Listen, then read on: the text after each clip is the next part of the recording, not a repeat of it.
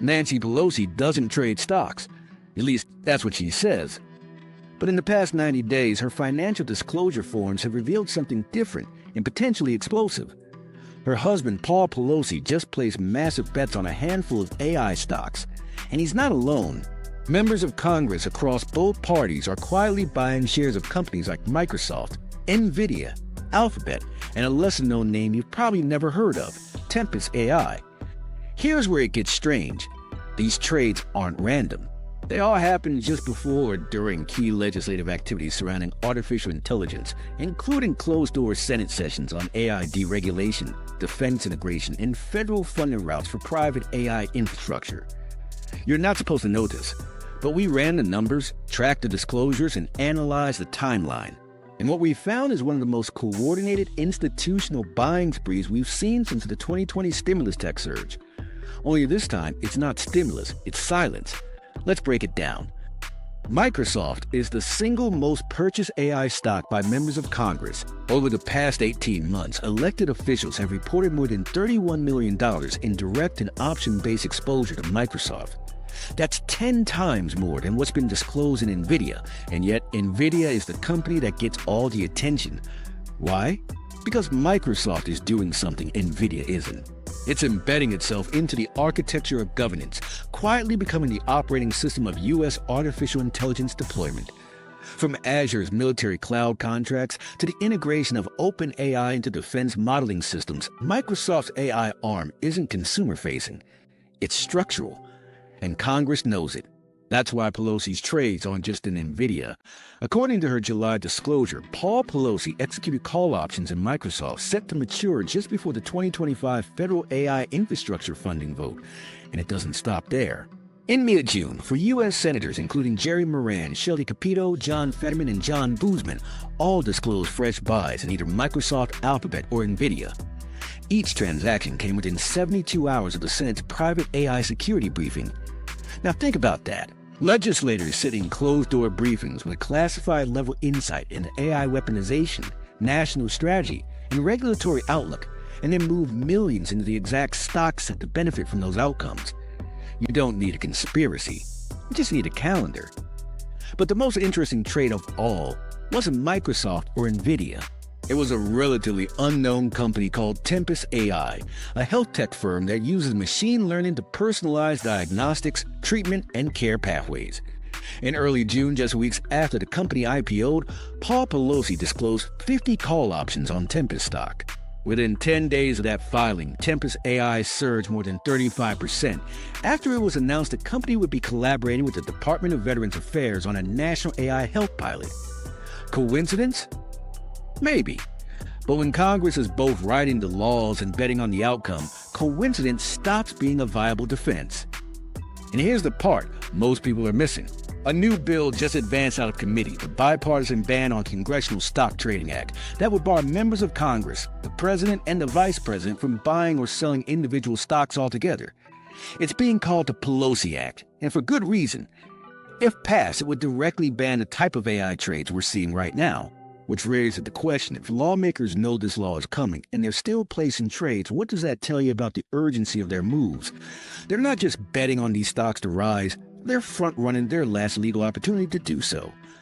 Let's look at the companies again. Microsoft, trading at $513 with a market cap nearing $2.8 trillion, is at the center of AI cloud infrastructure. Its Azure platform is the back end for everything from language models to Pentagon simulations.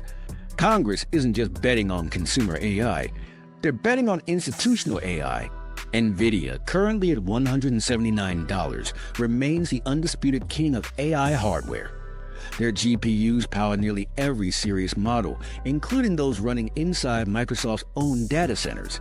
Pelosi has exercised 500 call options in Nvidia since late 2023, cashing out portions but still holding a major position. Alphabet, trading just under $200, is integrating AI into everything from search to energy optimization. But more importantly, its DeepMind division is working on AI-based energy grids, quantum simulation, and military logistics modeling. These aren't press releases, they're strategic assets. And Tempest AI, now trading just above $24, is the wild card. With government partnerships already forming, its growth isn't about tech adoption. It's about compliance approvals and embedded contracts. That's exactly the kind of asymmetric upside Congress loves. So what happens next? If the bipartisan stock ban passes, these types of disclosures may disappear or shift to proxies, blind trusts, or shell vehicles. That means this may be the last real glimpse we get into how lawmakers are positioning for the AI explosion. And if you zoom out even further, the real story here isn't about Pelosi. It's about positioning. The people who have the most access to classified AI developments aren't tech founders. They're legislators. And right now they're buying insides. Here's the open loop grok flagged. The surge in congressional AI trades correlates almost perfectly with two developments that haven't gone mainstream yet. One, the quiet approval of new federal budget reallocation toward AI public infrastructure, including health, defense, and disaster response systems powered by machine learning. Two, the early-stage drafts of government-hosted AI safeguard hubs that could issue compliance licensing for companies operating advanced models, essentially giving Microsoft and Alphabet regulatory preference overnight. If either of those go live this year, the stocks Congress is buying now could see 30 to 70% repricing before retail ever gets the memo. And that's why Pelosi being in a thumbnail isn't clickbait. She's the symbol of something bigger, a system where the people writing the laws are the first to profit from them. The infrastructure, not the hype. So if you've been waiting for some kind of green light, some kind of final confirmation that the AI megacycle isn't just real but legislatively blessed, here it is. The people who already know where this is going are putting their money where their access is. And the window to follow that signal is closing fast. If you're watching this, you're already ahead of 99% of retail. But to stay ahead, you need more than headlines. You need decoding. So hit subscribe. Well, Signal isn't just covering the financial world, we're revealing how it really works one signal at a time. But here's the question few people are asking. What would happen if retail traders made the same moves? If a group of Reddit investors coordinated buys right after reading about a classified hearing, even without inside info, they'd be accused of manipulation. If a financial YouTuber timed a call option around leaked policy data, they'd be shut down.